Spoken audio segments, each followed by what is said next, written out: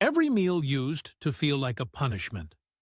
My stomach would swell, tighten, and make me regret eating almost anything. Healthy food, junk food, small meals, big meals. It didn't matter. I thought the answer was another diet, another restriction, another thing to cut. But 11 days ago, I changed one habit that had nothing to do with food. I didn't fast, I didn't remove carbs, I didn't buy supplements, and this morning, my stomach was flat. So, what changed? Because if your bloating keeps coming back no matter what you eat, the real problem might not be on your plate. For 3 years, I treated my gut like a crime scene. I cut gluten, dairy, anything labeled FODMAP, then trimmed more. I ran sensitivity panels, took supplements that promised relief, and spent more time on food apps than with friends. Doctors were sympathetic, but their standard playbook was familiar. Try another restriction. Test for more intolerances. Consider another supplement. Nothing fixed the daily bloat. It wasn't just physical. It made me anxious about meals, about travel, about fitting into plans. That slow erosion of normal life is what pushed me into obsession. Until I asked a different question. Here's the question that changed everything. What if the problem isn't only the food? What if the body that receives the food is the place to start?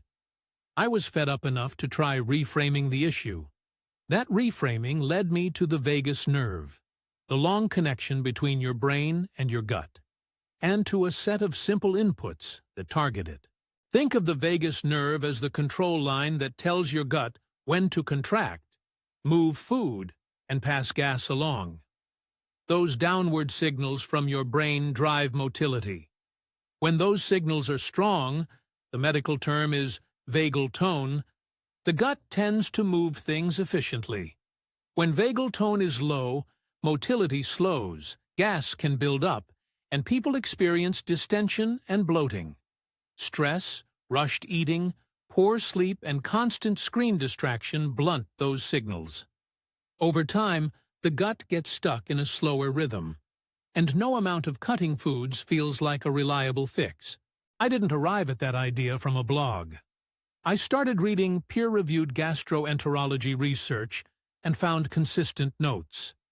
People with functional bloating often have lower vagal tone, and interventions aimed at stimulating vagal activity lead to symptom improvement. In the studies I read, stimulation protocols produced measurable benefits.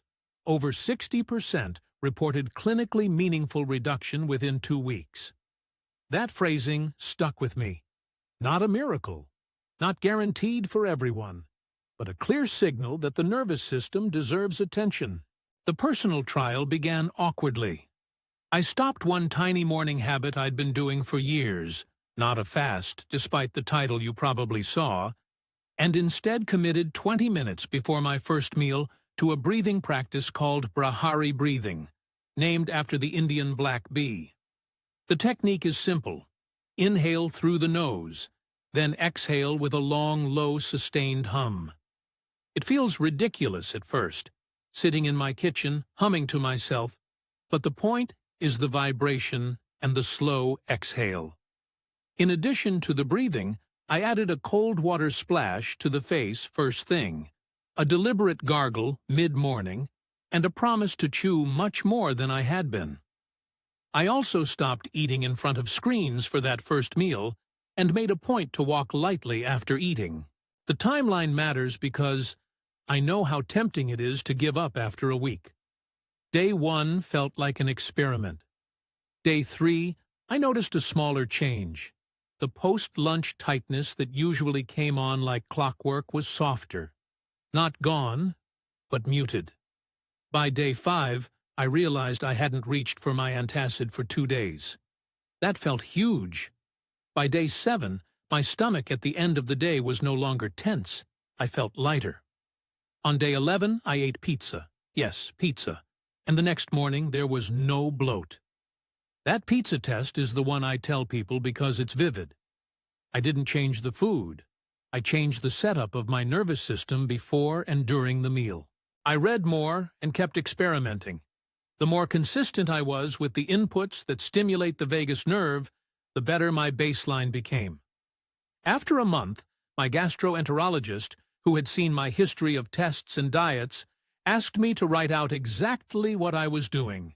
He didn't say this will work for everyone, but he was interested, and that felt validating in a way more diets never were. So here is the protocol I followed, the one I encourage people to try as an experiment for at least 11 consecutive days, and the way to apply each step without theatrics or fancy gear. None of this requires a purchase. It's low cost and low risk when you're otherwise healthy. The full protocol and linked studies are in the description. No purchase required. Start with a morning routine. 20 minutes before your first meal, sit somewhere quiet and do Brahari breathing, named after the Indian black bee.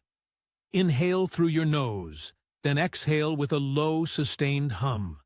Keep the inhales relaxed and the exhales long. Aim for a comfortable rhythm that feels calming. 20 minutes total is the recommendation I followed, longer than most guided breathwork snippets, because the nervous system needs time to shift. After the breathing, splash cold water on your face, or hold your face briefly in cold water for about 10 seconds to trigger a mild diving reflex. This reflex engages parasympathetic pathways and can nudge vagal activity. It's simple. Cup your hands, bring cold water to your face, and hold it for a short count. There's no need for extreme cold exposure. A quick, deliberate splash is enough for the protocol. Add gargling into your day. 30 seconds, 2 to 3 times daily. Gargling activates muscles in the throat connected to vagal pathways. It sounds trivial, but when I did it consistently, I noticed an overall difference in gut regularity and reduced post-meal tension. Pay attention to chewing. Aim for 20 to 30 chews per bite. That number sounds excessive, I know, but thorough chewing signals the digestive system properly and reduces the burden on the stomach and intestines. It also slows the pace of eating, which helps the vagal rhythm settle in. Eat sitting, and for the first meal at least, put screens away. Rushed, distracted eating floods the body with stress signals and shortens the exhale. Exactly the opposite of what we want. Make the meal a brief mindful practice. No work emails, no scrolling.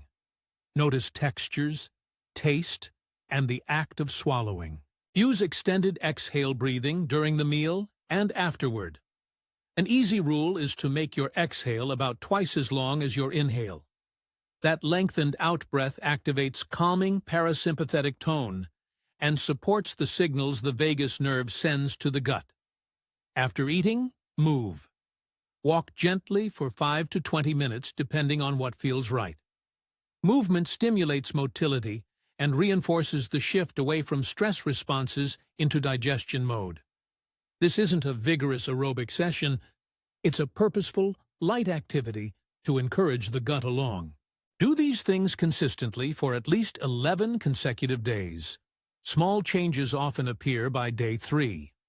Many people report noticeable differences by day 7. Meaningful improvement can arrive around day 11. The peer-reviewed work I read showed that stimulation protocols led to over 60% reported clinically meaningful reduction within 2 weeks, which is why the 11-day commitment matters. You're giving the nervous system short-term consistency to reset a slower pattern. Along the way, be patient and keep notes. I logged how my abdomen felt on waking, mid-afternoon, and before bed. The notes made shifts more obvious.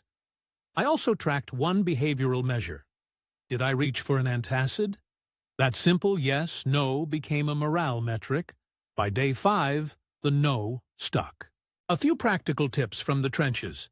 If you find humming uncomfortable at first, start with 5 minutes and increase gradually until you reach 20. If cold water on your face is too intense, use a cooler temperature and shorter duration. The point is a gentle trigger. For gargling, fill the mouth with water or a mild saline rinse. Tilt your head back slightly and gargle with a steady sound for 30 seconds. For chewing, start with 30 seconds per mouthful as a timer in your head if you need, and then translate that into a chew count that feels natural. It's important to say what this is not. This is not a claim that food never matters. There are many people whose symptoms are primarily driven by diet, structural issues, or inflammatory conditions that require medical treatment. What I'm arguing is that for a large group of chronic bloating sufferers, people who have tried sensible diet changes and still have persistent distension, the nervous system can be the missing piece. Addressing vagal tone reframes the problem from "what did I eat?" to "how is my body set up to receive and move food?" I also want to be clear about limits and red flags. Seek urgent medical attention if you have progressive or severe abdominal pain, blood in stool, unexplained weight loss, or new neurological symptoms. Don't stop prescribed medications or abruptly change medical treatments without consulting your provider. This protocol is best seen as a complementary, low-risk set of behaviors to test if your bloating is functional, meaning it's not explained by structural disease and has persisted despite other sensible measures. There's a larger industry problem worth pointing out.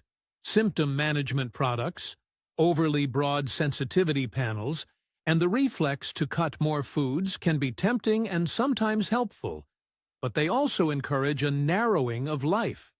Restriction is not harmless. It has emotional and social costs. If the nervous system is part of the problem, it's reasonable, and often much less disruptive, to try inexpensive, accessible practices that modulate how your body receives food before removing another food group that you miss at dinner. You should also know, I didn't arrive here alone. Reading peer-reviewed gastroenterology research changed how I framed the issue, and conversations with a gastroenterologist helped me interpret my progress responsibly. The studies don't promise a universal cure, but they do suggest that when vagal stimulation is part of the intervention, many people get clinically meaningful benefit. That's why the science and the anecdote matter together. One gives plausibility, the other gives lived proof. If you decide to try this, set yourself a simple plan.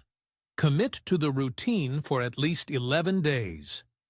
Each morning, do 20 minutes of Brahari breathing, follow with a cold splash on the face held for roughly 10 seconds, gargle 30 seconds 2 to 3 times during the day, chew 20-30 times per bite, eat sitting without screens, and walk gently after meals. Combine that with extended exhale breathing patterns throughout the day. Keep a short symptom log and notice changes on days 3, 5, 7, and 11. These are the milestones I talk about because they were meaningful to me. I want to be honest, it's frustrating that so much of conventional advice defaults to try another restriction. But my experience and the literature point to another path worth trying. One that restores a control system instead of treating every meal like a suspect. You don't have to give up pizza to test whether your nervous system could use a reset. Finally, a few logistical notes. The full protocol and links to the studies I referenced are in the description. I've tried to be exact about timing because small differences matter. 20 minutes of Brahari breathing, splash and hold for about 10 seconds, gargle 30 seconds 2 to 3 times daily, chew 20 to 30 times, and aim for 11 consecutive days to assess change. If you have serious or progressive symptoms, seek medical evaluation. Try the 11-day experiment and leave a comment on day 5, 7, or 11. Tell me what changed. Subscribe if you want more evidence-based, low-cost protocols and personal trials like this one. If this helped you see a different way forward, share it with someone who's been stuck in the cycle of restriction. Sometimes the gentlest interventions are the most freeing.